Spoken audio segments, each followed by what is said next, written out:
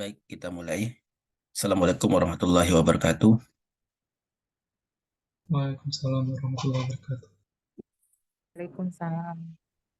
Selamat pagi, salam sejahtera bagi kita semua. Ya, jam 9 waktu Indonesia Barat dan jam 4 pagi waktu di Paris. Ya, mohon maaf kita kuliah melalui daring, maka saya minta pukul 9 pagi waktu Indonesia Barat karena di sini selisihnya 5 jam ya. Jadi waktu Paris pukul 4 pagi. Kalau misalnya mulai jam 8 berarti waktu Paris jam 3 pagi ya. Mohon untuk yang mengambil sitogenetika besok berarti pukul 10 WIB ya, waktu Paris pukul 5 ya. Baik, pada hari ini kita akan diskusikan tentang analisis pewarisan sifat kualitatif ya. Sebagian dari sifat tanaman itu adalah kualitatif ya. Jadi ciri dari sifat kualitatif itu adalah satu sifat dikendalikan oleh satu gen atau gen tunggal ya, paling banyak tiga gen yang terlibat dalam pewarisan sifat tersebut. Ini penting untuk dipelajari karena dengan gen yang sederhana maka pola yang terjadi pada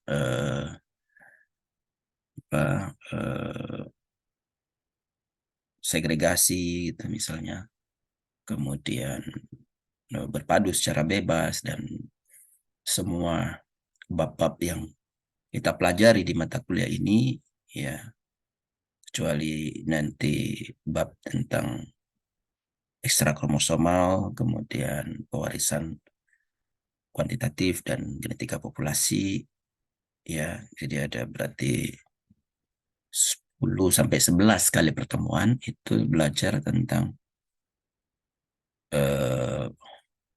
karakter-karakter yang dikendalikan satu gen, karena ini lebih mudah.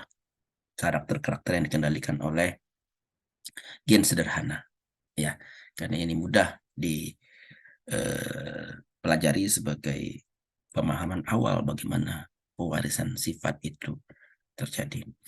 Nah, demikian juga dengan adanya pewarisan ini ya, informasi atau ilmu yang berkembang pada saat itu, pada saat apa namanya awal tahun 1900-an itu dapat lebih mudah untuk orang mempercayainya ya, walaupun pada saat awal publikasi tentang ini itu belum sepenuhnya atau belum ada, malah eh, belum dipercayai apa-apa yang disampaikan oleh Mendel ya pada saat itu, yang merupakan bapaknya genetika karena mempelajari sifat kualitatif ya. Jadi karena sederhana dan eh, gen itu terekspresi pada sifat ya, satu sifat, maka Mendel mampu untuk menuliskan eh, kaedah-kaedahnya dengan relatif mudah pada saat itu ya. Ada, menurut sejarahnya ada banyak karakter yang diamati begitu ya, tetapi tidak bisa dijelaskan dengan mudah itu karakter-karakter tersebut, sehingga karakter-karakter kualitatif yang pada saat itu Mendel menggunakan kacang Capri, itu ada 7 karakter kualitatif yang bisa ditulis dan kemudian menjadi tonggak milestone ya dalam ilmu genetika dan pemuliaan tanaman ya. Nah, itu yang pertama. Yang kedua, pewarisan sifat kualitatif ini penelitian-penelitian yang dilakukan oleh Mendel pada saat itu masih relevan untuk diikuti, masih relevan untuk dikerjakan pada saat ini ya, ketika kita ingin mempelajari pewarisan suatu karakter ya, tahapan-tahapan penelitian dilakukan oleh Mendel itu masih relevan. Tahapan-tahapan yang dilakukan oleh Mendel pada saat itu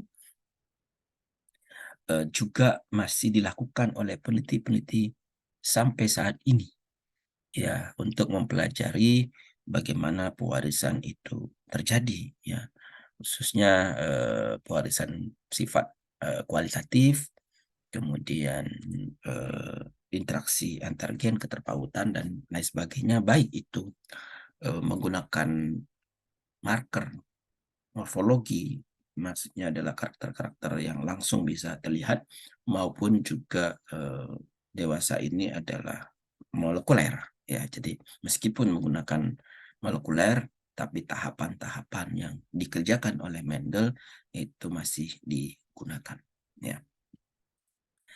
Betapa pentingnya penelitian yang dilakukan oleh Mendel sehingga ini menjadi tonggak dalam ilmu, ya, ilmu genetik dan ilmu pemulihan, ya, selama puluhan ribu tahun tuh ilmu pemulihan didasarkan kepada seni saja, ya, yang melakukan domestikasi, melakukan seleksi secara alami. Petani-petani itu didasarkan kepada apa yang dia perlukan, karakter-karakter yang dia butuhkan, yang tanpa didasarkan kepada ilmu yang apa yang mendasari, ya, dari karakter-karakter yang dipilih tersebut, ya. Jadi dengan adanya penemuan Mendel tahun 1865 yang kemudian ditemukan tahun 1900-an, ya, jadi hukum Mendel itu 1900-an, maka ilmu genetika ini nanti itu sangat menjadi dasar dalam pemulihan tanaman. Jadi pemulihan tanaman pada tonggak ini tahun awal 1900-an tidak hanya didasarkan kepada seni saja, tetapi sudah berdasarkan kepada ilmu yang kemudian berkembang suatu teknologi yang menyertainya, ya, yang saya coba susun nanti definisi pemulihan tanaman, ya, dalam buku teknik pemulihan tanaman yang sedang saya revisi, itu bahwa pemulihan tanaman tidak hanya ilmu, tidak hanya seni, ilmu, tapi lalu teknologi. Jadi gabungan antara seni, ilmu, dan teknologi, ya, belakangan ini.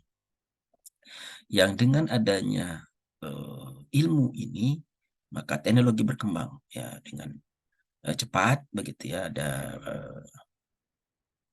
cross breeding, kemudian genetika kuantitatif di tahun 1940-an yang kemudian menghasilkan varietas hibrida yang pertama kali pada jagung, ya, dan seterusnya, sehingga dengan tonggak ini selama lebih kurang 150 tahun terjadi peningkatan produktivitas yang luar biasa, ya, 2 kali lipat, 3 kali lipat, bahkan 6 kali lipat, ya, pada jagung, yang mana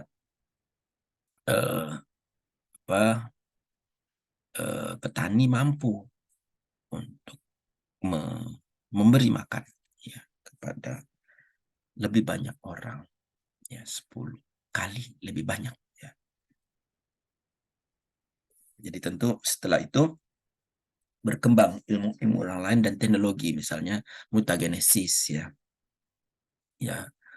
teknik mutasi, ya, untuk memperbaiki gen yang diperlukan, ya. Kemudian dari pemahaman yang mulai jelas terlihat tentang pewarisan sifat, kemudian ditelusuri sebetulnya apa yang dimaksud dengan faktor-faktor yang kemudian disebut dengan gen lebih jelas, sehingga tonggak sejarah, tonggak pemulihan tanaman berikutnya adalah ketika dipahami bagaimana struktur dari DNA tersebut, ya, tahun 1953 oleh Watson dan Crick, tentang bagaimana double helix di DNA, yang kemudian orang menjadi sangat jelas bahwa yang disebut dengan faktor-faktor yang mempengaruhi, ya, dalam kesimpulan Mendel, kemudian orang sebut itu gen, dan ternyata gen itu adalah struktur dari DNA, dan struktur DNA itu bisa dipelajari dengan baik, maka pemuliaan pun berkembang dengan baik. Yang muncul kemudian bagaimana caranya untuk memperbaiki karakter melalui penyisipan gen-gen yang diperlukan, ya, GMO gitu ya, transformasi genetik, ya, kemudian bagaimana DNA tertentu itu terpaut terkait dengan karakter-karakter yang diinginkan, yang kemudian kita sebut dengan marker assisted selection, seleksi berdasarkan marker molekuler.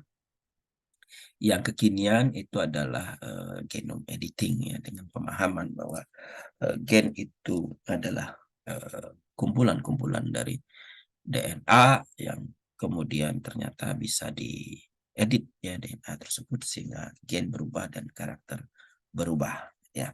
Nah, betapa pentingnya pemahaman tentang gen itu diawali dengan apa yang dilakukan oleh Mendel, ya, sehingga sangat bisa dipahami, dan saya kira semua orang setuju bahwa bapak genetika itu adalah Mendel, dan Mendel melakukan penelitian dan melaporkan penelitiannya berdasarkan pewarisan karakter kualitatif, ya. Nah, jadi maka penting kita mempelajari, terutama pada kesempatan ini, adalah apa yang dilakukan oleh Mendel, tahapan-tahapan apa yang dilakukan oleh Mendel, sehingga bisa menjelaskan kepada ilmuwan pada saat itu, menjelaskan kepada masyarakat umum pada saat itu, sebetulnya bagaimana pewarisan itu terjadi, ya. Nah, eh, jadi bagaimana Mendel itu menjadi pelatak dasar pewarisan sifat karakter kualitatif, dan kemudian dikenal sebagai bapak genetika, di mana pada saat sebelum itu pewarisan sifatnya mengikuti teori pewarisan pencampuran atau blending inheritance. Karakter diturunkan itu merupakan campuran dari beberapa sifat, ya, kedua tetuanya seperti penggabungan kopi dan susu, ya. Jadi kopi susu. Memang pada saat itu orang tidak bisa menjelaskan mengapa ketika dilanjutkan muncul kembali karakter-karakter tetuanya. Kalau misalnya pewarisan itu adalah pewarisan pencampuran, ya, apa seharusnya di F2 itu sudah tercampur sama dengan F1, tidak bisa lagi terpisah, semua menjadi seperti F1. Namun kenyataannya di F2 itu tidak semuanya seperti F1. Ada yang seperti F1, ya, kadang-kadang muncul, tapi ada yang tidak sama sekali. Ada yang mirip, ya, dengan F1 dan tetuanya, misalnya gitu, seperti itu.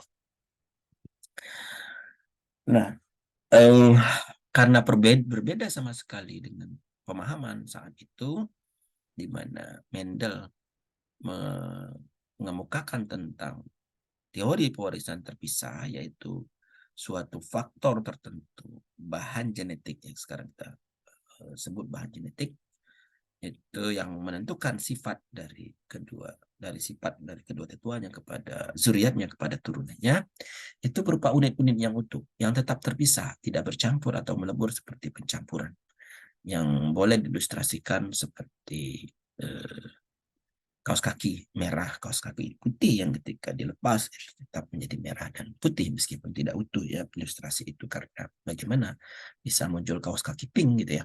Tapi cukup bisa dipahami mengapa ada sesuatu yang tertutupi lalu kemudian terpisah kembali pada saat F2 merah dan putih, ya, seperti kaos kaki tersebut, ya.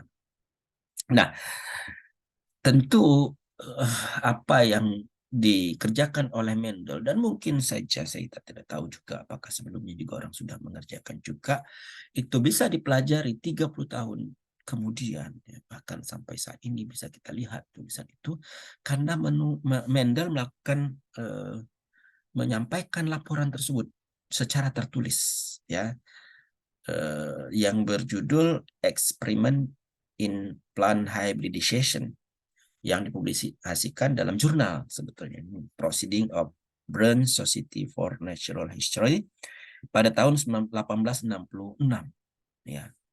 Jadi 1866 itu Mendel melaporkan itu atas percobaan pada tahun 1865 kacang kapri Pisum sativum. Percobaan yang populasinya sudah dibentuk sebelumnya. Jadi tahun 1865 itu adalah percobaan akhir finalnya bahwa populasi sudah dibentuk terlebih dahulu. Ada F1, ada F2, ada P1, P2, dan ada test cross gitu ya.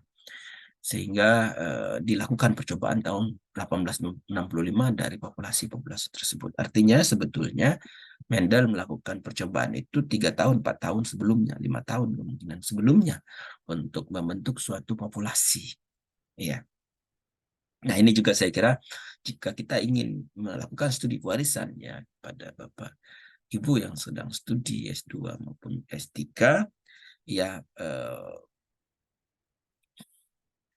harus sudah membentuk populasi terlebih dahulu sebelum penelitian real itu dilakukan ya. Jadi kalau populasi itu dibentuk dengan 2 kali penanaman atau 3 kali penanaman, maka pada saat sebelum penanaman keempat di mana real itu pengamatan dilakukan harus dibentuk dulu populasi sebelumnya ya. Dan mulai dari pembentukan populasi sampai kepada pengamatan itu adalah tahapan-tahapan yang saya sampaikan tadi yang dilakukan oleh Mendel. Tahapan-tahapan bagaimana percobaan tentang genetika itu dilakukan, yaitu juga dilakukan oleh kita yang mau melakukan penelitian tentang genetika dan pola pewarisan khususnya ya, dan pemulihan tanaman. Ya. Nah, kembali bahwa betapa pentingnya itu ditulis. Karena berdasarkan sejarah, 30 tahun kemudian, tahun 1900-an ketika mikroskop ditemukan. Ya, ketika orang bisa mengamati bagaimana pembelahan meiosis itu terjadi. Ya, mikroskop ditemukan, pembelahan meiosis itu ditemukan, orang mulai melihat bahwa apa yang ditemukan pada saat itu tentang pola segregasi, tentang pembelahan meiosis itu kok paralel, kok sama dengan apa yang dikemukakan oleh Mendel, sesuai ya, sesuai dengan apa yang ditemukakan oleh Mendel ya. Tapi juga ahli-ahli yang lain dengan melakukan pengamatan yang serupa, mungkin saja tanaman yang berbeda ya, misalnya Hugo de Vries dari Holland, Karl Koren dari Jerman, dan Erik dari Austria itu mengamati tanaman-tanaman berbeda dan ternyata hasilnya itu sama dengan apa yang dikemukakan oleh Mendel ya. Dan 3 ahli ini kemudian mempelajari rujukan itu, mempelajari laporan Mendel, dan mereka sepakat bahwa apa yang mereka temukan pada saat itu adalah sama dengan apa yang ditemukan oleh Mendel, yang kemudian para ahli merumuskan hukum-hukum yang berhubungan dengan genetik itu, yang kemudian menyebutnya hukum Mendel. Ya, jadi bisa dibayangkan kalau Mendel melakukan penelitian tetapi tidak ditulis, ya, maka orang tidak akan tahu bahwa telah ada informasi 30 tahun sebelumnya tentang hal tersebut ya. Apalagi saya kira pada saat itu saya kira peneliti-peneliti itu mengirimkan informasi masih sangat terbatas begitu ya. Tidak seperti saat ini orang dengan mudah itu langsung mendapatkan informasi ketika itu dipublish ya, bahkan menit itu juga sudah bisa kita download, bisa kita pelajari, bisa kita baca ya apa yang dilakukan orang ya tahun 1900-an tidak seperti itu ya, bahkan Mendel mengirimkan melalui pos, mengirimkan dengan ini berbagai kesempatan. Ada juga yang apa yang dikirim oleh Mendel itu belum dibuka, apa yang masih tertutup, masih di perpustakaan dan sebagainya. Itu berarti Mendel atau publikasi tersebut itu disebarluaskan ya melalui eh, apa eh, teknologi pada saat itu ya, pengiriman melalui pos dan lain sebagainya. Nah, jadi sekali lagi bahwa penting sekali apa-apa yang kita temukan saat ini, yang kemungkinan adalah puzzle-puzzle, yang kemungkinan adalah bagian-bagian yang mungkin saja nanti di 30 tahun mendatang, 40 tahun mendatang, 50 tahun mendatang, itu ketika dirakit puzzle-puzzle itu menjadi sesuatu penemuan baru yang pada saat ini mungkin belum bisa dipahami dengan baik. Ya. Maka apa-apa yang kita temukan saat ini itu perlu untuk dipublikasikan, perlu untuk disampaikan, karena tidak mungkin saja kita tidak bisa menemukan, mendapatkan sesuatu yang utuh dalam waktu yang singkat. Ya, jadi kita hanya menemukan puzzle. Maka dalam setiap publikasi, dalam setiap rantaian penelitian yang kita lakukan, perlu state of the art, perlu untuk mempelajari sudah sejauh mana yang kita lakukan ini telah dilakukan orang. Ya, state of the art itu baik pada pendahuluan mengemukakan maupun lebih detail pada tinjauan pustaka. Ya, jadi dengan demikian maka penting bagi Anda dalam merumuskan suatu rencana penelitian yang akan dilakukan ya pada S2, S3 untuk mempelajari state of the art-nya. Kira-kira tahapan-tahapan apa yang dilakukan orang itu sudah sampai mana? Ya, saya akan melakukan ini melengkapi puzzle yang mana? Ya, kalau dalam permainan puzzle. Ya, jadi harus digali sebanyak-banyaknya informasi-informasi yang telah ada itu dalam menunjang apa-apa yang nanti kita kerjakan. Ya, agar jelas kira-kira posisi puzzle yang kita temukan ini ada di mana. Jangan sampai kita tidak tahu sama sekali bahwa apa yang kita kerjakan ini sebetulnya sudah sudah banyak dilakukan orang dan itu sudah tidak lagi sampai pada posisi itu, harusnya sudah lebih maju misalnya seperti itu ya. Maka penting itu state of the art itu menggali sebanyak-banyaknya, bahkan di beberapa program studi di ilmu komputer misalnya, karena saya juga ikut membimbing beberapa student di sana, itu ada batas minimal dari pustaka yang digali ya untuk dalam menentukan arah dari penelitian itu ya. Nah, jadi kemudian kita penting untuk mempublikasikannya setelah kita memperoleh informasi tersebut ya. Maka bagus sekali ya ada kewajiban suatu publikasi dalam rangkaian studi ya. S2 khususnya, S3, S2, S3 saya kira ya. Saya sangat mendukung itu agar apa-apa yang ditemukan oleh teman-teman semua itu bisa mudah diakses oleh siapapun ya. Puzzle-puzzle yang kita temukan itu agar terangkai dengan baik sehingga suatu saat nanti bisa menjadi sesuatu yang utuh. Ya. Nah, lalu dari itu tadi, dari apa yang para peneliti temukan yang kemudian ternyata juga ditemukan oleh Mendel, para ahli mulai merumuskan hipotesis Mendel, hukum segregasi dan hukum berpadu secara bebas. Nah, ini saya kira salah satu karakter dari ilmuwan bahwa tidak mengklaim suatu pemilikan ilmu itu sendiri. Kalau memang sudah harus jujur mengakui, harus bisa me, apa, harus mempunyai integritas, saya kira ya, agar dapat mengakui apa-apa yang dilakukan orang sebelumnya, bahwa apa yang kita kerjakan sudah dikerjakan orang sebelumnya, yang kemudian merumuskan sesuatu yang bermanfaat, yang kemudian pada saat ini yang 3 orang tadi kemudian para ilmuwan merumuskan kembali hipotesis Mendel yang kemudian disebut dengan hukum Mendel satu dan hukum Mendel kedua.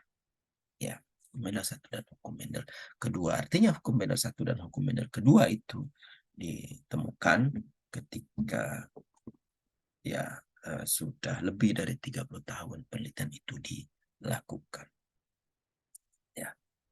Nah, mengapa begitu apa namanya mudah monumentalnya apa yang dilakukan oleh Mendel?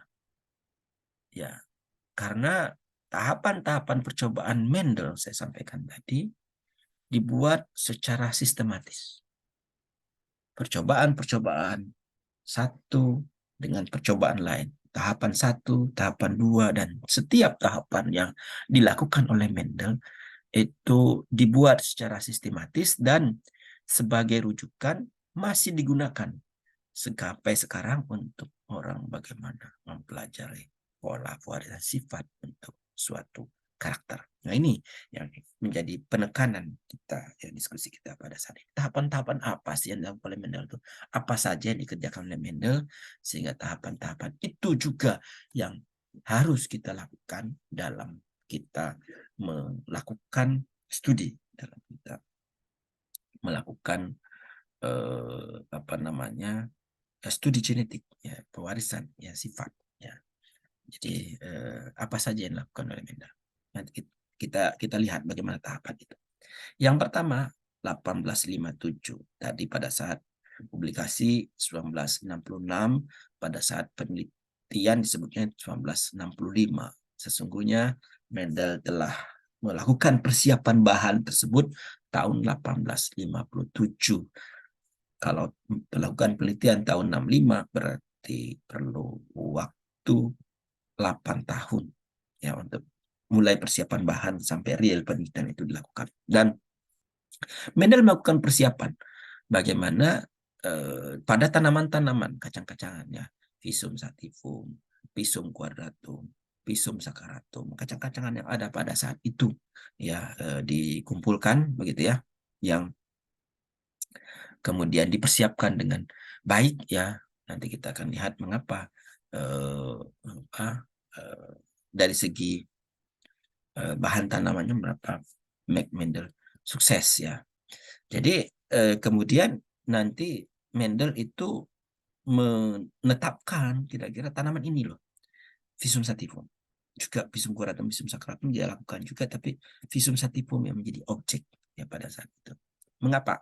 Ya karena pertama sifat dari benihnya waktu itu mudah didapat, ya mudah ditanam. Kemudian ya ada tanaman ada pada saat itu ya banyak digunakan orang ya untuk kehidupan sehari-hari pada saat itu. Kemudian tanaman semusim ya, tanaman setahun, 3 bulan, 4 bulan paling lambat itu sudah bisa mendapatkan sesuatu ya, bukan tanaman tahunan seperti kelapa sawit, karet dan lain sebagainya. Sehingga kalau dia menanam setiap generasi itu tidak memerlukan waktu yang sangat panjang seperti tanaman tahunan. Ya, bisa dibayangkan kalau kelapa sawit seperti apa. Kemudian dari segi hal-hal teknis, bahwa bunganya adalah sempurna. Bunga sempurna itu adalah alat kelamin jantan dan alat kelamin betina terletak pada bunga yang sama. Ya, ada alat kelamin jantan dan alat kelamin betina, dan ukuran bunganya besar. Ya, sehingga gabungan jantan dan betina, kemudian kastrasi emaskulasi yang kita istilahnya sudah yang kita tahu sekarang, itu dapat dilakukan dengan mudah karena ukuran bunganya besar. Ya, tidak baik saya dibayangkan pada saat itu kalau Mendel melakukan dengan padi yang ukuran bunganya kecil atau rumput-rumputan yang sangat kecil, ya. Ya, kacang-kacangan juga, kacang kedelai, kacang tanah itu tidak mudah juga ya, tangkai bunganya yang sangat rentan untuk patah misalnya kalau pada kacang tanah. Ukuran bunganya besar pada kacang kapri sehingga persilangan secara buatan dapat dilakukan dengan mudah. Ya, itu sifat yang ketiga. Yang keempat, bahwa kacang kapri ini, Pisum sativum ini menyerbuk sendiri, ya, sehingga bagaimana pemurnian itu dapat dilakukan dengan mudah. Ya, dibiarkan begitu saja tanpa ada teknik-teknik tertentu, tanpa perlu rumah kaca dan seterusnya, itu dapat dilakukan ya dengan menanam terpisah ya, 1 meter 2 meter saja sudah cukup karena dia menyerbuk sendiri. Dan karakter-karakter yang utama ini mudah diamati dan dibedakan ya. 7 karakter pada kacang kapri itu anugerah pada saat itu, bahwa ada karakter-karakter yang mudah diamati, yaitu karakter kualitatif, sehingga hari ini kita mendiskusikan tentang warisan sifat kualitatif yang mudah diamati, mudah dibedakan dengan jelas, mudah dihitung, ya, bisa terpisah dengan baik tanpa adanya keraguan. Maksud saya, kalau kita nanti Anda bisa mengamati pada karakter-karakter yang berhubungan dengan ketahanan misalnya, ya, yang pengaruh lingkungannya juga besar, karakter-karakter pengaruh itu susah mengelompokkannya, ya. Ini masuk yang mana? Ya, kalau ini kuning dengan hijau, ya, kemudian licin dan keriput, ungu dan putih, kembung dan berkerut, ya, tinggi dan rendah, itu bisa mudah dibedakan satu dengan lain. Tinggi dan rendah itu relatif, ya. Anda bisa susah juga dibedakan dengan satu. Tapi 6 karakter yang lain, aksial, terminal juga termasuk, itu mudah diamati, mudah dikelompokkan, ya, mudah dikelompokkan. Sehingga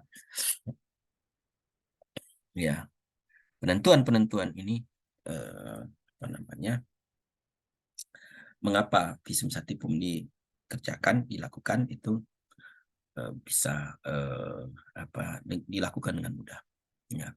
7 sifat yang diamati oleh Mendel itu adalah sifat karakter kualitatif, dan Mendel beruntung boleh juga karena Mendel melakukan pengamatan untuk jenis-jenis tanaman yang cukup banyak dari kacang-kacangan, sehingga menggunakan kacang kapri ini juga ada pertimbangan itu, ada banyak karakter kualitatif, ya, tidak semua tanaman mempunyai karakter kualitatif yang sebanyak ini, ya. Kalau nanti ada pengamatan-pengamatan di lapangan, di praktikum, itu tidak semua, ya, karakter tanaman itu mengandung karakter kualitatif yang cukup banyak, ya.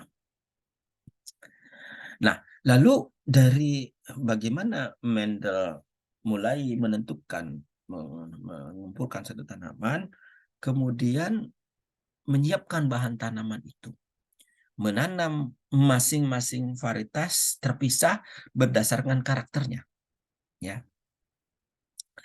Ditanam terpisah sehingga tidak terjadi persilangan, ya. Yang kemudian kita pahami sebagai pemurnian, melakukan pemurnian, ya. Dikelompok-kelompokkan berdasarkan varietasnya, berdasarkan karakternya. Selama beberapa generasi, 7 sampai 9 generasi. Ya, kalau setahun itu bisa tanam 3 kali, berarti setidaknya 2 sampai 3 tahun itu dilakukan penyerbukan sendiri. Ya, 7 sampai 9 generasi, di mana misalnya kalau dia warnanya ungu, tanam akan tetap ungu, warna putih dipisahkan akan tetap putih, gitu ya, sampai tidak ada lagi perbedaan. Kalau kumpulan ungu semua menjadi ungu, kumpulan putih semua menjadi putih, yang kemudian saat ini kita sebut dengan homozigot. Saat ini kita sebut dengan galur murni yang homozigot. Nah, jadi tahapan pertama yang sangat penting dilakukan oleh Mendel adalah bagaimana meyakinkan tanaman itu telah berupa galur murni. Harus diyakinin bahwa bagaimana tanaman itu tidak bersegregasi, tidak berubah lagi. Ya, ini adalah asumsi yang sangat penting. Anda harus buktikan bahwa tetua yang digunakan adalah galur murni. Asumsinya adalah galur murni. Ya. Jadi harus dibuktikan dulu bahwa ditanam satu generasi tidak ada perbedaan untuk karakter-karakter kualitatifnya minimal. Jadi Anda harus kumpulin semua karakter kualitatif dan tidak ada perbedaan. Karena kalau karakter kuantitatif akan sulit kita untuk menyatakan tidak ada perbedaan karena ada pengaruh lingkungan. Ya, misalnya bobot per buah, panjang buah, diameter buah dan lain sebagainya itu adalah karakter kuantitatif. Susah untuk menyatakan bahwa dia galur murni melalui karakter kualitatif. Jadi Anda tentukan dulu karakter-karakter kualitatifnya, ya, yang kira-kira mudah diamati, diobservasi, lalu amati apakah setiap generasi yang kita tanam itu ada perbedaan atau tidak. Kalau masih ada perbedaan berarti belum murni. Harus dibuat dulu menjadi murni, ditanam lagi pada generasi berikutnya dan seterusnya. Ya. Jadi kalau belum murni, kalau belum yakin bahwa dia murni harus cek dulu setidaknya 1-2 generasi bahwa dia sudah tidak ada perbedaan lagi dengan tetua yang ditanam.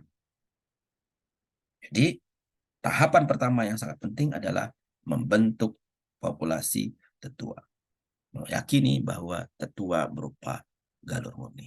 Ini yang terus dilakukan sampai saat ini. Karena asumsi yang dilakukan orang ketika melakukan studi pewarisan adalah bahwa tetua tersebut homozigot, galur murni.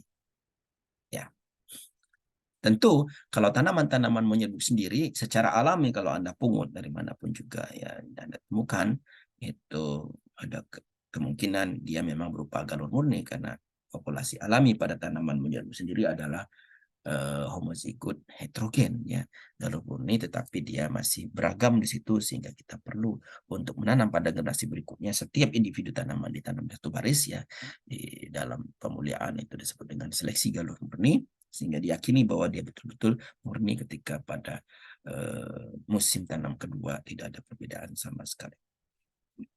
Ada pertanyaan mengenai tahapan pertama ini?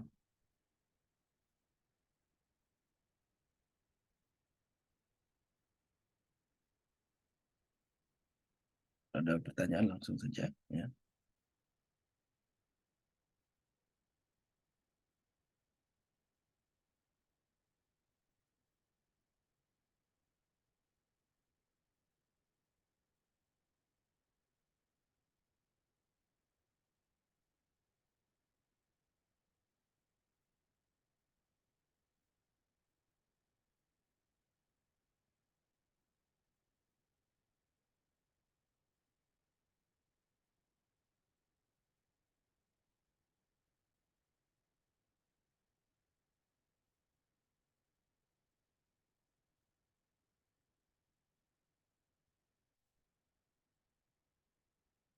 Kalau tidak ada, kita lanjutkan. Tahapan yang penting yang kedua. Jadi tahapan penting yang pertama adalah asumsi tetua berupa galur murni. Bagaimana kalau tidak galur murni? Tidak bisa dilakukan studi genetik. Tetua harus galur murni. Nah, itu asumsi yang pertama. Harus dipenuhi dalam studi warisan ini. Ya, asumsi yang lain tentu karena memilih kacang kapri yang memang apa namanya mempunyai fenomena seperti itu, maka asumsi yang kalau bijinya banyak dan seterusnya, maka asumsi yang lain adalah berperilaku diploid. Ya, berperilaku sebagai diploid, berperilaku ya satu gen 2 alel dan diploid, genomnya 2. Ya, jadi untuk tanaman-tanaman yang tetraploid tidak bisa, seperti kentang tidak bisa studi pewarisan. Ya, karena harus berperilaku diploid. Kemudian apakah gandum bisa? Gandum walaupun hexaploid bisa karena dia alohexaploid itu berperilaku diploid dalam hal pembentukan gamet dan apa namanya segregasi dan penggabungan gamet. Ya, pola segregasinya di diploid. Karena persilangan interspesifik antar spesies tidak berperilaku diploid, sehingga tidak bisa studi pewarisan untuk persilangan interspesifik karena tidak berperilaku diploid, genomnya berbeda. Ya, jadi tidak bisa dia homozigot, homolog tidak bisa. Ya, tidak bisa homolog, jadi dia homoiolog, tidak berperilaku diploid. Nah, jadi itu penting untuk memenuhi asumsi yang pertama bahwa tetua dalam keadaan galur murni.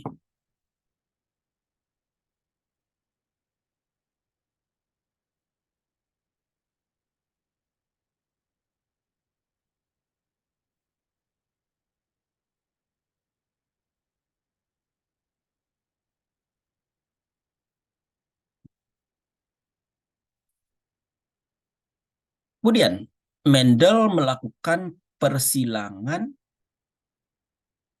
secara manual, ya, dan ditentukan tetua-tetua yang disting. Mendel melakukan persilangan antar tetua yang disting, antar tetua yang berbeda.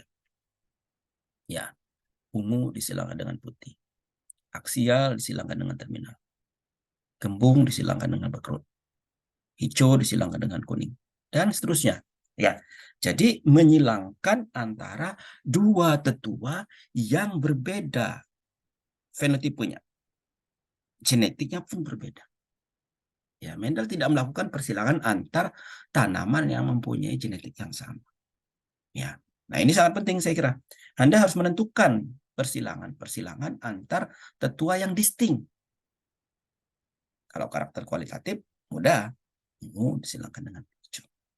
Yang menjadi masalah itu kadang-kadang karakter yang remang-remang, karakter-karakter kualitatif. Bagaimana kita menentukan dia disting? Ya, ketahanan misalnya. Ya, gimana dia kita menentukan bahwa dia memang disting? Ya, maka kita harus tentukan dulu tahapan itu. Tentukan dulu karakter-karakter itu. Ya, kalau mau ketahanan, kita harus kelompokkan dulu yang dimana dengan bagaimana mengelompokkan tahan, rentan, sangat rentan, agak tahan, agak rentan. Tentukan dulu. Ya.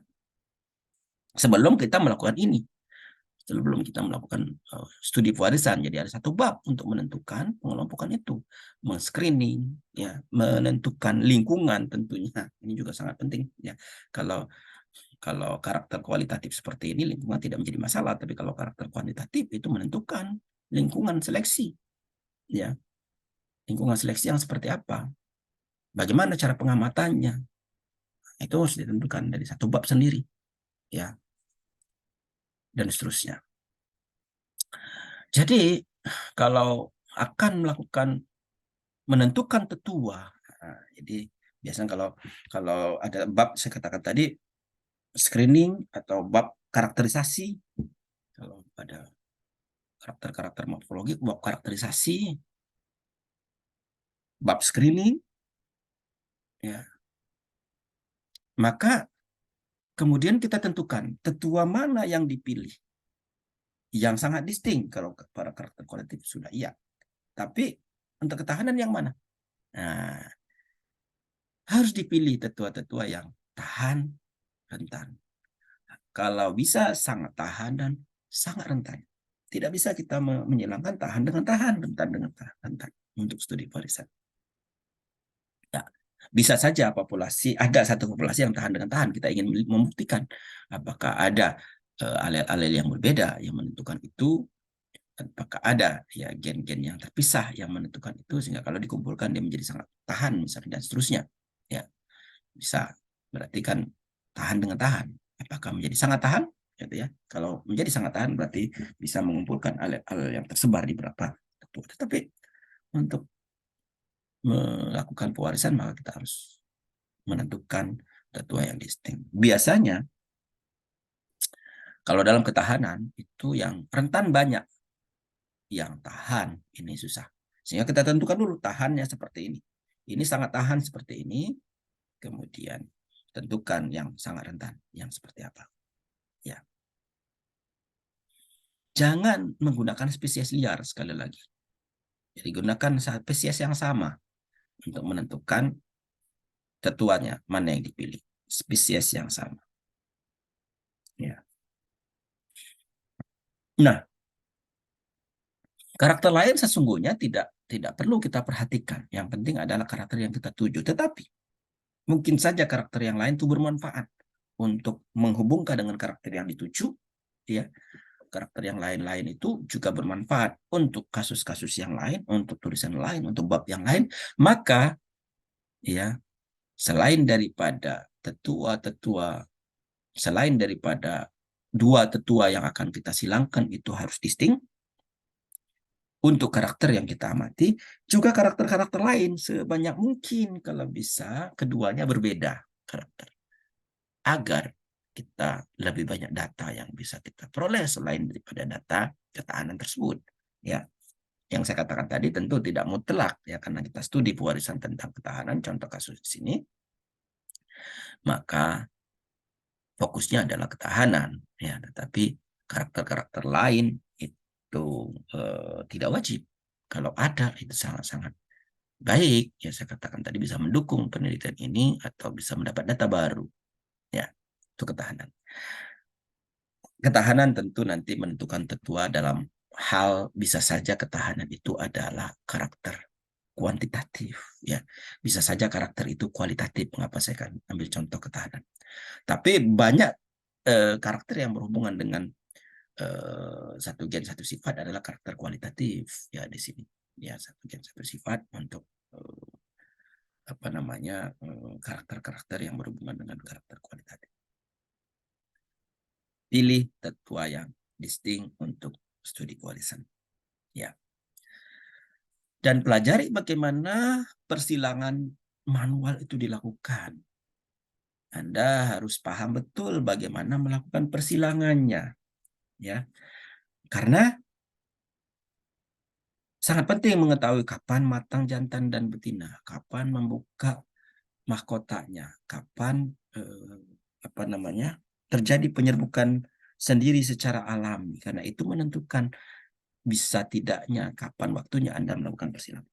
Itu harus dipelajari karena ada tanaman yang melakukan penyerbukan secara alami sendiri gitu ya, itu di malam hari, di pagi hari, di jam berapa, kapan membukanya, dia penyerbukannya melalui apa, serangga atau angin, dan seterusnya. Itu harus dipelajari semuanya. Apakah bunganya cukup besar? Bunganya cukup besar memerlukan pinset yang seperti apa? Pinset tumpulkah? Pinset runcingkah? Kalau pinset runcing berarti harus siapkan pinset yang seruncing mungkin. Seperti apa? Ya, harus diasah, harus dibeli. Ya, karena untuk membuang alat kelamin jantannya itu memerlukan itu. Apakah membuang alat kelamin jantan itu bisa dengan pinset saja, atau harus menggunakan gunting, atau menggunakan alat lain? Itu harus dipelajari ya Bapak Ibu.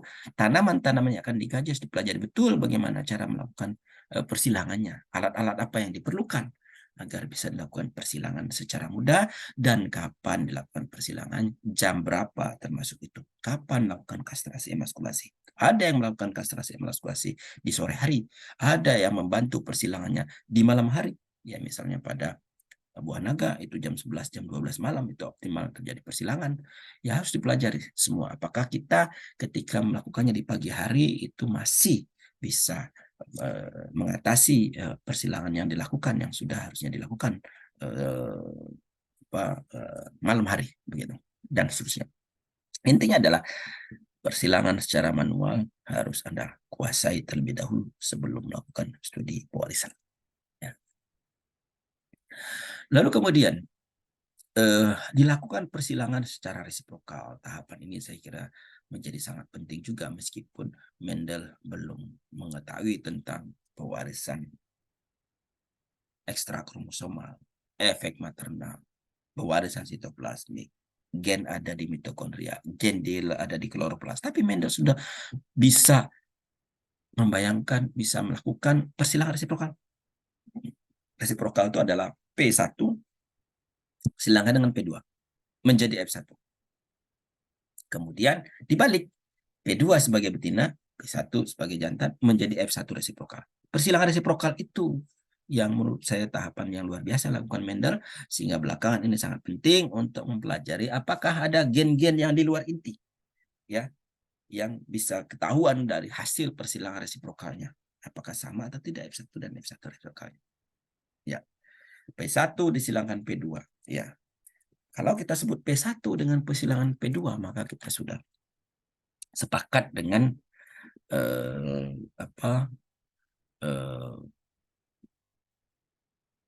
penamaan dan penempatan. Jadi kalau kita katakan P1 dengan P2 berarti P1 sebagai betina, P2 sebagai jantan. P2 silang P1, P2 sebagai betina, P1 sebagai jantan. Ya, jadi P1 sebagai betina itu adalah ditentukan pertama kali. Mana yang pertama kali akan dijadikan betina. Biasanya kalau kita melakukan persilangan yang resesif sebagai betina, meskipun Mendel ini yang dominan, yang resesif, yang soft, yang lembut itu sebagai betina. Untuk studi pewarisan. Untuk perakitan varietas, P1 itu adalah tanaman budidaya, tanaman yang umum digunakan P1 karena kita tidak tahu gennya ada di sitoplasma atau di inti. Kalau ada sitoplasma berarti harus betina ya yang mewariskannya, harus dia dijadikan betina. Sehingga tanaman budidaya kalau ingin merakit varietas harus dijadikan tetua betina. Sementara pewarisan biasanya tetua betina yang disebut dengan P1 itu adalah yang soft, yang lembut, yang rentan, yang mana gitu ya. Ya kalau putih silangkan ungu, maka putih sebagai betina, ungu sebagai jantan, maka P1 itu adalah putih, P2 adalah ungu. Ya. Lalu berikutnya kalau P2, P1 itu yang resiprokalnya. Jadi persilangan resiprokal harus dilakukan. Anda kalau melakukan penelitian harus ada persilangan resiprokal untuk menentukan pewarisan karakter yang berada di luar inti. Jelas ya, Bapak Ibu? Semua ada pertanyaan?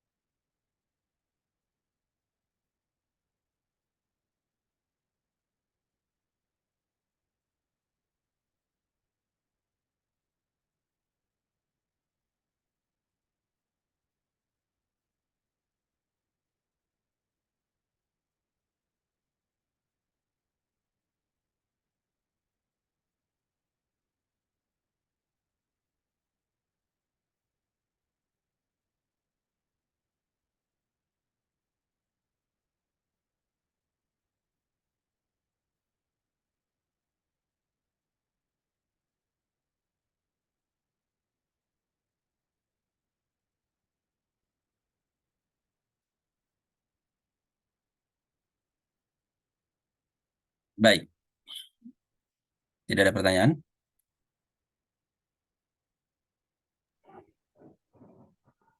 Maaf, Prof, bertanya sedikit. Silakan. Tadi Prof jelaskan untuk studi pewarisan sifat itu harus menggunakan spesies yang sama. Ya. Jadi tadi misalnya jangan gunakan spesies yang spesies liar. Ya. Itu kenapa seperti ini, Prof? Kenapa tidak bisa menggunakan spesies liar? Terima kasih, Prof. Baik, makasih atas pertanyaannya ya, Mbak Asrianti. Jadi kita melakukan studi pewarisan nanti didasarkan kepada pola segregasi ya, kalau pola segregasi Mendelian. Pola segregasi itu terjadi kalau ada perpasangan antar kromosom. Ya. A besar dengan A kecil, alel-alelnya harus berpasangan. Tidak bisa dia bersegregasi tanpa berpasangan. Ya. Nah, sebagian besar spesies yang berbeda itu genom berbeda. Karena genom yang berbeda. Jadi misalnya spesies Oryza sativa dengan Oryza officinalis misalnya, CC kalau tidak salah, maka genom Oryza sativa AA, officinalis CC misalnya. Ya, genomnya berbeda. Ketika disilangkan di F1, genom A dengan genom C. Dan pada saat pembentukan gamet di F1, ya, genom A itu tidak homolog, tidak homologi murni dengan genom C.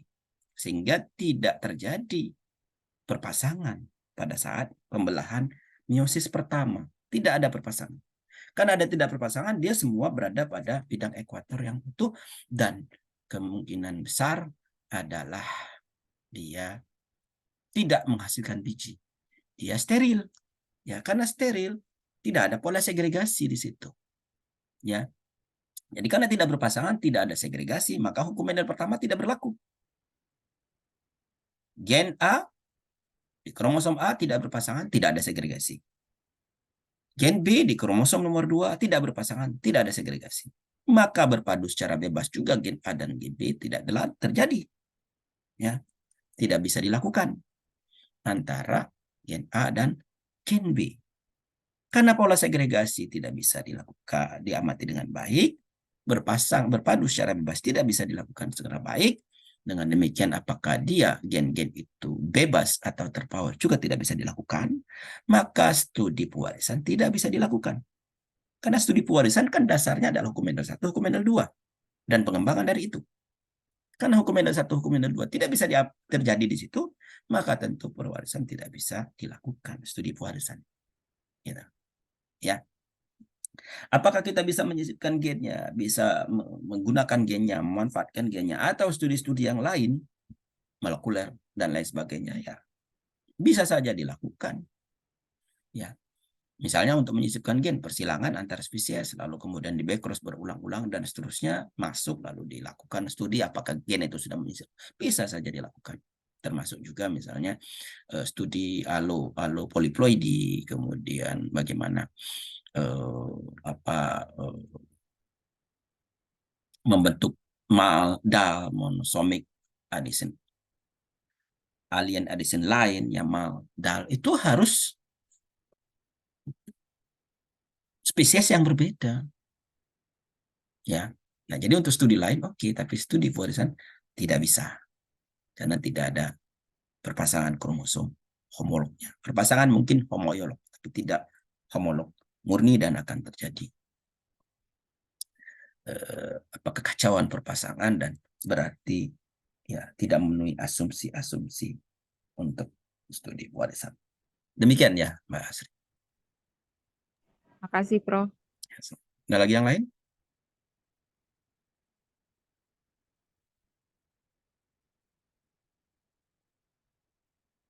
Tahapan pertama. Jadi benih ditanam, disimpan, kemudian ditata secara detail, itu saya kira catatan. Tahapan yang kedua, tahapan yang ketiga.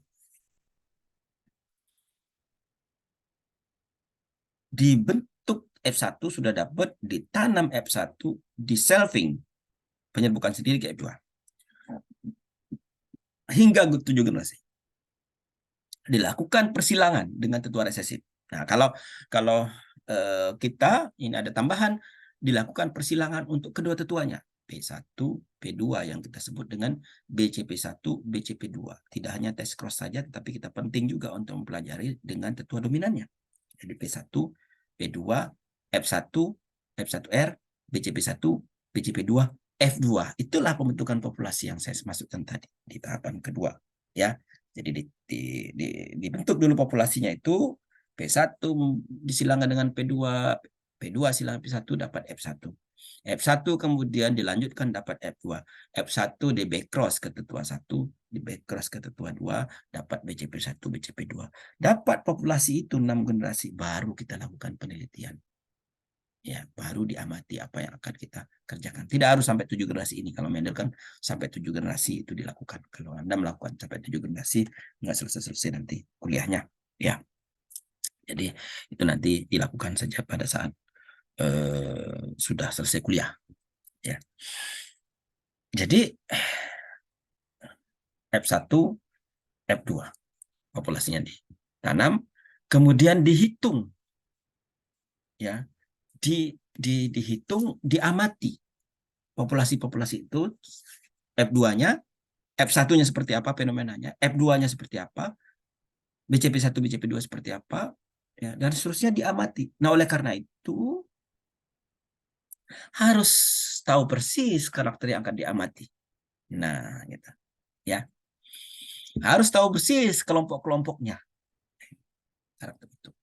Karena akan mengelompokkan dan mengkarakterisasi. Tanaman ini warnanya apa? Kita harus sepakati. warna merah, warna putih. Kalau dia pink, nah harus tetapkan pinknya seperti apa. Kalau pinknya ke arah merah, akan dimasukkan ke merah atau dimasukkan ke pink. Kalau pinknya ke warna putih, akan dimasukkan ke warna merah, warna pink atau ke warna putih. Nah, itu Anda tentukan dulu. Termasuk juga ketahanan. Yang disebut dengan tahan dan sebagainya, itu harus inikan dulu. Ditentukan dulu. Apakah dia mati? Tidak. Ya, itu berarti kan karakter kualitatif. Kalau mati tidak, mati tidak. Tapi kalau sebelum sampai mati dan tidak, orang lebih suka juga untuk mengamati karakter-karakter yang lain yang tahanan itu. Jadi misalnya diameter serangan, kemudian pola serangan, ya, lebarnya serangan. Itu karakter kuantitatif, tapi sebetulnya nanti perlu untuk kita kualitatifkan. Nah, jadi kalau karakter-karakter kuantitatif amati lalu kemudian akan masuk ke dikualitatifkan, maka harus tentukan dulu tadi kelompok-kelompoknya. Selang berapa disebut dengan tahan, sangat tahan, agak rentan, sangat rentan. Ya. Meskipun nanti saya katakan karakter kualitatif itu kelas-kelasnya itu ada 2 kelas misalnya, ya, merah putih, atau 3 kelas merah pink putih, atau 4 kelas, ya, atau berapa paling banyak 4 kelas ya karakter kualitatif itu. Anda sebaiknya sebanyak mungkin kelas yang bisa Anda amati itu di pengelompokannya. Jadi kalau bisa 6 kelas dulu. Sebelum nanti kelas-kelas itu dikerucutkan menjadi 4 kelas, 3 kelas, 2 kelas. Ya. Nanti 2 kelas, 3 kelas, 4 kelas itu nanti di minggu depan pada saat interaksi gen. Kelas-kelas itu penting. Ya. 3 kelas, 2 kelas. Tapi kalau bisa kita amati kelas yang banyak, ya maka itu lebih baik. Ya. Jadi saya katakan tadi kalau ternyata warna juga ada warna yang berbeda-beda kelasnya dan banyak, itu harus dicek dulu, dikelompokkan. Merah, agak merah, pink, agak putih, putih. Nah, berarti 5 kelas. 5 kelas amati, lalu nanti dikelompokkan. Oh, ternyata yang agak merah dan agak putih masuk ke pink, tengah-tengah. Atau agak merah masukin merah, agak putih masukin putih, yang tengah-tengah betul-betul pink. Itu Anda tentukan nantinya ketika sudah mau mengolah data. Tapi sebaiknya dipisah dulu. Jangan langsung dimasukkan pada saat. Agar data itu terpisah dulu, karena menggabungkan lebih mudah daripada memisahkan. Ya, tanaman-tanaman yang tadinya masih agak merah, agak putih, Anda sudah masukkan di awal, sudah masuk ke pink, nanti susah ngeluarinnya. Mana tanaman tadi yang agak merah, agak putih. Jadi kalau tanaman itu masih kita kelompokkan menjadi agak merah dan agak putih terpisah, menggabungkannya gampang. Apakah akan dimasukkan ke merah, akan dimasukkan ke putih, itu bisa nanti menentukannya. Ya. Jadi tahapan berikutnya Mendel melakukan hipotesis, merumuskan dan menghitung secara cermat, secara tajam, ya, termasuk saya kira bagaimana mengelompokkan tadi lalu dihitung. Dan yang jauh sangat penting juga adalah berapa jumlah tanaman yang diamati, ya, berapa jumlah pengamatannya. Jumlah tanaman harus banyak. Nah, sebanyak apa ini juga kadang-kadang terjadi tawar-menawar dengan mahasiswa. Ya, kalau kita ingin mengamati 1 gen, tentu minimal 4 tanaman. Kalau kita mengamati 2 gen, tentu minimal 16 tanaman. Kalau kita mengamati 3 gen, tentunya minimal 200 tanaman. Sehingga orang mulai menentukan, karena kita tidak tahu sama sekali berapa gen yang terlibat, maka di F2 minimal 200 tanaman. Misalnya seperti itu. Ya, di F2 minimal 200 tanaman. Ya. Demikian juga di BCP1, berapa tanaman yang harus ditanam? 10, 20, 50, 200. Tentu segregasinya tidak sekompleks F2. Jadi di BCP1 Anda bisa menentukan, oh 50 tanaman, 100 tanaman. Ya. Sehingga kalau 50 tanaman di BCP1, 50 tanaman di BCP2, kalau F1 bisa 20 tanaman, ya. P1, P2 bisa 20 tanaman, maka berarti minimal 360, 380, 400 tanaman. Ya, Anda harus siapkan agar untuk menanggulangi mati, jadi minimal 500 tanaman harus disiapkan. Ya, baik itu populasinya, ya, F2, BCP1, BCP2 maupun juga lahannya, ya, tenaganya, apakah bisa kita amati serentak dan lain sebagainya, ya. Juga maksud saya tenaganya dan juga pengamatannya, misalnya bekerja dengan penyakit, bekerja dengan virus, ya, yang tidak bisa menggunakan cara mekanis untuk menularkannya, berarti kan perlu ada perlu adanya pembawa, ya, misalnya dibawa oleh serangga, dibawa oleh, kalau pada virus kuning cabai itu dibawa oleh kutu kebul. Kutu kebul harus kita buat dulu, virusnya harus ada terlebih dahulu, kutu kebul harus cukup. Jadi kalau memerlukan 500 tanaman yang harus diinokulasi serentak, maka berarti ada, kalau satu tanaman 10 kutu kebul, berarti 500 kalikan 10, 5.000 kutu kebul yang harus disiapkan pada saat yang sama, pada saat yang bersamaan, karena tidak bisa kita melakukan F2-nya sekian dulu, F1-nya sekian dulu. Kalau tetua, barangkali tetua F1 dan ini bisa kita kelompok-kelompokkan, tapi F2 tidak bisa, ya. Maka harus dilakukan dengan cermat, padahal kutu kebul harus dihidupkan pada, atau pada dipelihara pada kondisi yang optimum, ya. Kalau curah hujan terlalu tinggi, kutu kebul akan mati. Kemudian juga virusnya harus tetap hidup pada tanaman, jadi harus siapkan juga cabai yang tahan, cabai yang ada virusnya. Kita siapkan juga bagaimana memindahkan kutu kebul, apakah dihisap menggunakan selang, apakah diambil menggunakan pinset, apakah dipingsankan dulu baru dipindahkan, dan seterusnya. Itu semua harus sudah dikuasai terlebih dahulu sebelum melakukan inokulasi. Nah, dengan demikian, pada saat kita membentuk populasi, sudah harus siapkan F2 perlu berapa tanaman. Ini seberapa tanaman, dan terutama kalau memerlukan persilangan kembali, ya, persilangan secara BCP1, BCP2, itu harus disiapkan dulu. Siap itu, maka tanam, lalu harus tahu dulu kapan melakukan inokulasi, ya, berapa hari setelah penanaman. Misalnya kalau pada cabai harus berdaun 4, misalnya berdaun 4 itu umur berapa tahun, 2 minggu misalnya, maka pada saat 2 minggu setelah tanam, kutu kebul harus siap, tanaman yang mengandung virus harus siap, ya. Kutu kebulnya diletakkan tanam mengandung virus selama semalam, kemudian dia mengakuisisi virusnya, lalu kemudian kita pindahkan ke tanaman yang sehat. Bagaimana cara memindahkannya, apakah disungkup atau secara massal dia memindahkannya, itu harus dikuasai terlebih dahulu sebelum kita melakukan pengamatan, ya. Nah, hal-hal semacam itu saya katakan tadi, itu adalah persiapan tahapan-tahapan yang harus dilakukan, ya. Lalu ketika data sudah diperoleh, mulai disusun di satu hipotesis. Oh, ini kemungkinan 2 kelas. Bisa di 2 kelas, ya. 2 kelas misalnya warna merah sama putih. Oh, 2 kelas.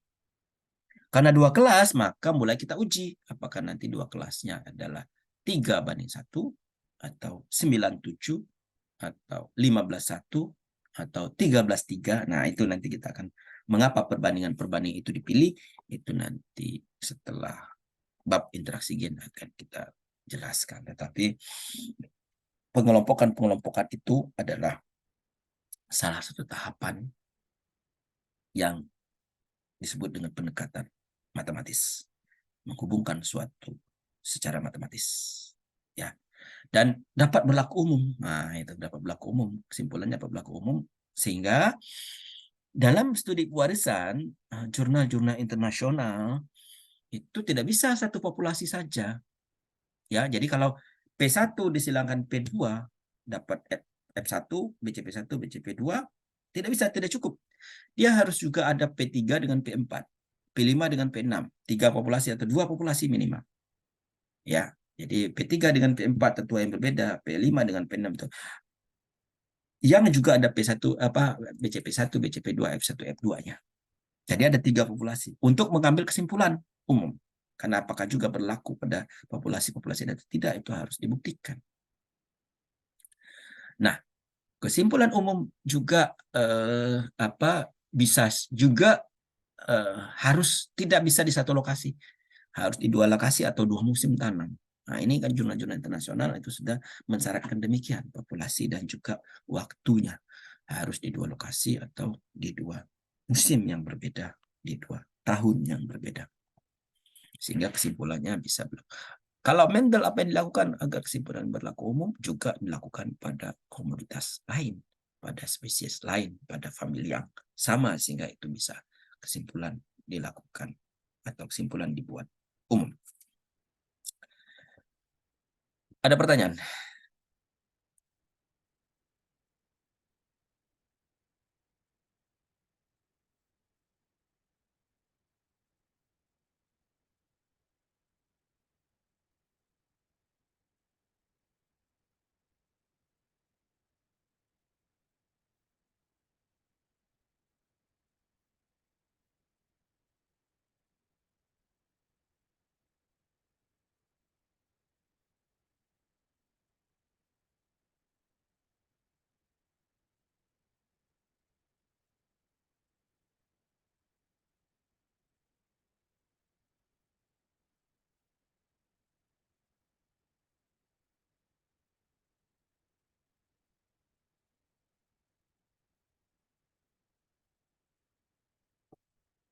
Sudah jam 10 lebih ya, Anda harus praktikum ya.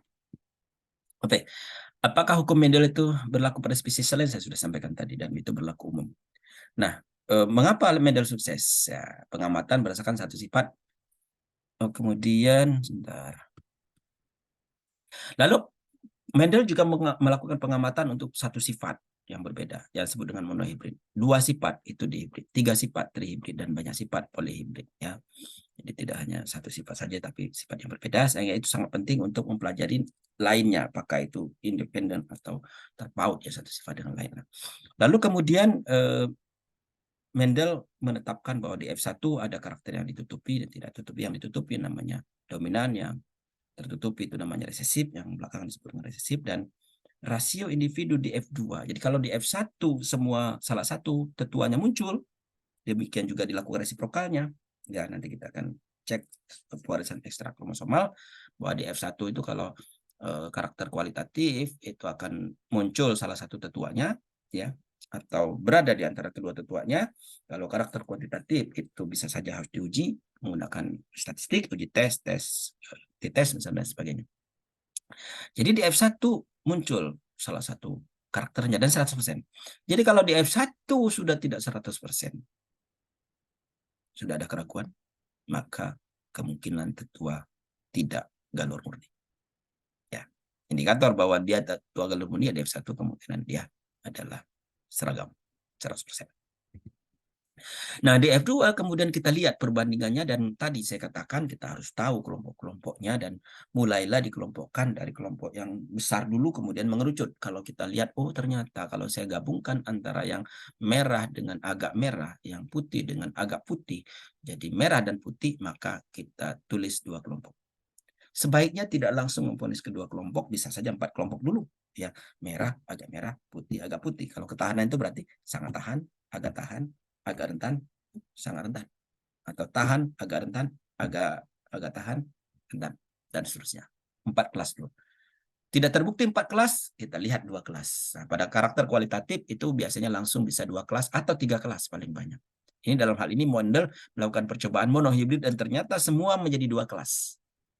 Dan karena dia amati banyak, dia misalnya jumlah tinggi tanaman ya 787 dengan 277, berarti dia menggunakan 1000 tanaman di F2. Sekalian, dia menggunakan 1000 tanaman di F2. Paling tidak kalau kita lihat posisi bunga 451 dan 207 aksial terminal itu 700 tanaman. Ya. Pada karakter-karakter posisi bunga. Dan kalau kita lihat bisa saja ini adalah tanaman-tanaman populasi yang berbeda karena tidak sama jumlahnya. Tinggi tanaman terpisah, posisi bunga itu tanaman yang berbeda, warna polong juga berbeda ininya gitu ya. 428 dengan 152 ya 600-an gitu ya. Jadi mungkin ada tanaman yang sama, diamati karakter yang sama, atau malah terpisah sama sekali. Warna bunga 700 dengan 200. Mungkin warna bunga dengan bentuk polong dengan tinggi tanaman, satu kelompok tanaman misal seperti itu. Ya.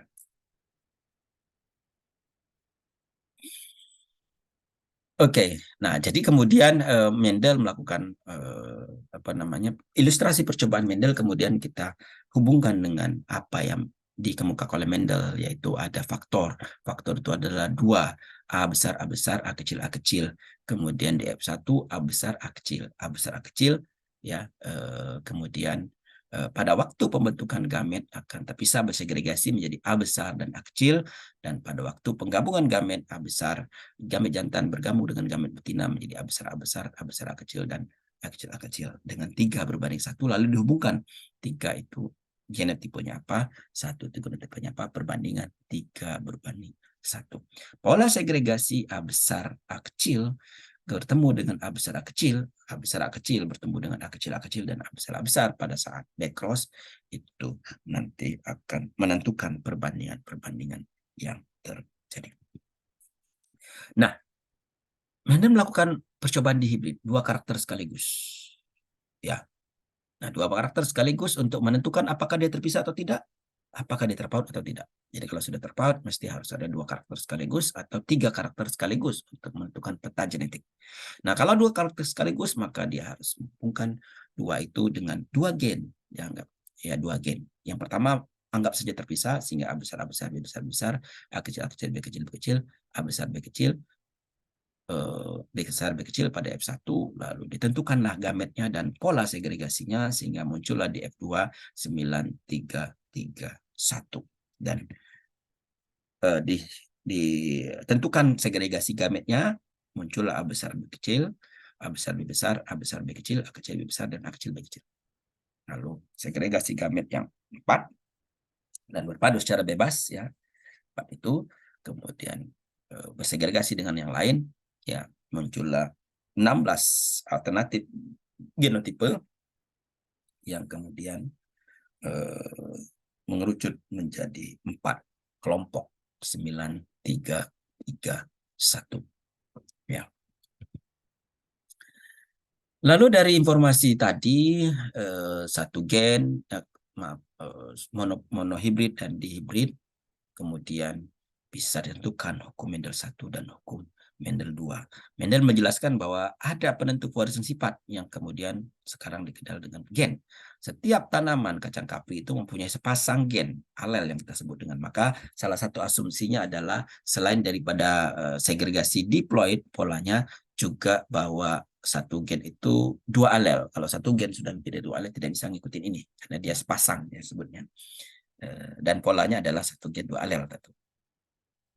Mempunyai sepasang gen dalam setiap alel untuk setiap sifat yang diamati. Dari dalam pembentukan gamet, setiap gen dari pasangan tersebut bersegregasi, berpisah sama rata ke dalam sel-sel gamet. Setiap gamet membawa hanya 1 gen dari setiap pasangan gen. Penggabungan gamet-gamet dari tiap tetua untuk bentuk sikut terjadi secara acak. Nah, tadi secara acak terpadu antara gen 1 dengan gen 2 juga berpadu secara acak. Ini kesimpulannya oleh Mendel. Nah, dari kesimpulan yang dilakukan oleh Mendel, kemudian muncul hukum Mendel 1, karena pada waktu pembentukan gamet, alel-alel dari pasangan gen itu bersegregasi, berpisah satu dengan lainnya ke dalam gamet. Setiap gamet membawa salah satu alel.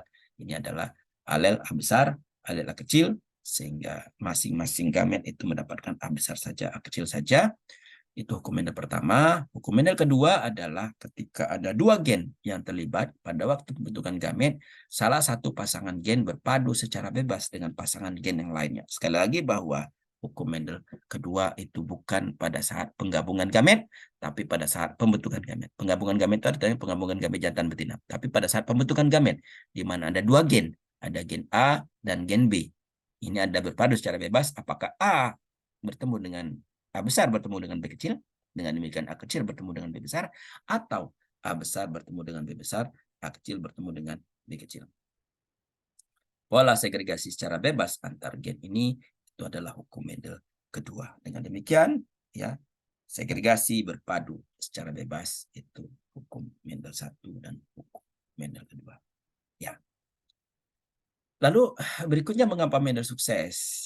Jadi saya katakan persiapan bahan untuk percobaan lakukan secara seksama, bahwa asumsi bisa terpenuhi, maka kita harus tetapkan dulu asumsinya kalau melakukan studi pewarisan. Asumsi pertama adalah asumsi kedua, asumsi ketiga. Ya, asumsi pertama tadi tetua harus homozigot. Asumsi kedua adalah berperilaku diploid. Asumsi ketiga adalah dua alel. Asumsi keempat tidak ada ini warisan ekstrakorporal. Asumsi kelima tidak ada peran pengaruh lingkungan dan seterusnya, gitu ya. Kemudian percobaan dilakukan secara sistematis, bagaimana mendapatkan F1, F2, BCP1, BCP2, bagaimana melakukan persilangan resiprokal, bagaimana melakukan dan seterusnya, gitu ya. Kemudian harus persilangan dicatat secara detail, kemudian sifat-sifat pentingnya itu banyak, bisa diamati dengan mudah, galur murninya ada, tadi saya katakan, kemudian disusun hipotesis dan kesimpulannya secara sistematis dan berlaku umum. Lalu berikutnya adalah pengujian pewarisan Mendel. Kalau tadi sangat bisa diambil kesimpulan karena pengelompokannya mudah sekali dilakukan ya. Jadi mirip-mirip 3:1, 2,95:1, 3,01, sehingga disimpulkan 3:1. Ya. Nah, untuk memastikan bahwa itu betul adalah 3:1, maka perlu diuji. Ya, pada saat ini uji yang dilakukan adalah uji Q kuadrat. Ya. Sehingga misalnya ini adalah persilangan tanaman P1 dengan P2, dihasilkan F2 berbunga ungu dan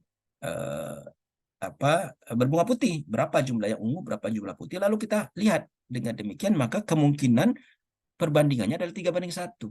Maka hipotesis yang kita lakukan adalah 3:1. Itu dulu yang perlu dilihat ya Bapak Ibu sekalian. Kira-kira berapa kelompok? Kita buat dulu kelompok uji 3:1. Atau 97 atau 15:1. Ya. Kemudian apakah akan bisa dibuat 3 kelompok? 121, 934, ya, 3 kelompok. Atau 4 kelompok. Nah, gitu ya. Jadi pengujian 1 kelompok, 2 kelompok, 3 kelompok ini dalam mendasari hipotesisnya. Jadi kalau hipotesisnya adalah 3:1, maka kita akan uji berarti perbandingan 3:1 sesuai dengan data yang ada. Ya. Maka kita perlu tabel Q kuadrat. Kalau misalnya sekarang sudah melakukan software tidak perlu, tapi dasar dari software Anda harus tahu Q kuadratnya seperti apa. Lalu hipotesisnya diajukan. Kalau kita akan mengelompokkan 2 sesuai dengan perbandingan 3:1, maka H0-nya adalah 3:1. H1-nya tidak sesuai dengan 3:1. Lalu kita uji. Ya. Lalu kita gunakan rumus Q kuadrat hitung. Lalu kita lihat Q kuadrat hitung dengan Q kuadrat tabel. Kalau Q kuadrat hitung kurang dari Q kuadrat tabel, maka berarti dianggap sebaran berpengaruh. Perbedaannya tahu. Nah, jadi apa yang diamati? Jumlahnya 705, 224, 929 ini yang diamati. Kemudian berapa yang diharapkan dari warna ungu berapa putih dari hipotesis tadi. Kalau 3:1 berarti ungu harus 3/4. 3/4 dari jumlah total. 929 berarti 697. 1/4 dari jumlah total warna putih itu 232. Jadi yang diharapkan adalah 697, 234. Semakin dekat apa yang diamati dengan yang semakin dekat yang diharapkan, atau malah sama persis, maka berarti 0. Semakin mendekati 0, berarti semakin sesuai dengan perbandingan apa yang diamati dengan diharapkan. Itu yang akan kita uji sesungguhnya. Apa yang diharapkan, apa yang diamati. Maka kita akan uji Q kuadrat hitungnya sekecil mungkin. Jadi kalau misalnya ternyata Q kuadrat hitungnya sama-sama di bawah Q kuadrat tabel, maka kita harus ambil Q kuadrat hitung yang lebih kecil. Karena itu berarti yang lebih mendekati yang diamati dengan diharapkan. Ya, maka di sini nanti dihitung ya di praktikum 0,37 ternyata adalah di bawah 3,8 Q kuadrat tabelnya, maka sesuai dengan 3:1. Kita ambil kesimpulan sesuai 3:1. Kalau tidak sesuai dengan 3:1, maka kita tidak bisa simpulkan pembandingan lain. Ya, perbandingan lain berarti tidak sesuai dengan 3:1 harus diuji juga. Sesuainya yang mana harus diuji. Ya. Kemudian kalau kita mengamati 2 karakter, ya misalnya ini, ya maka ada 4 kelas. Kuning licin, kuning keriput, hijau licin, hijau keriput. Maka kita yang 4 kelas itu hanya pada ini 9331 atau ada pada 3 gen. 3 gen juga ada 4 kelas.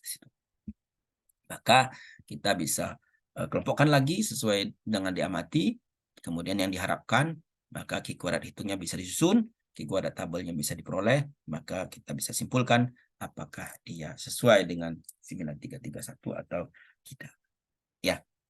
Ya, harus buru-buru, Anda harus praktikum. Kalau misalnya ada pertanyaan, silakan.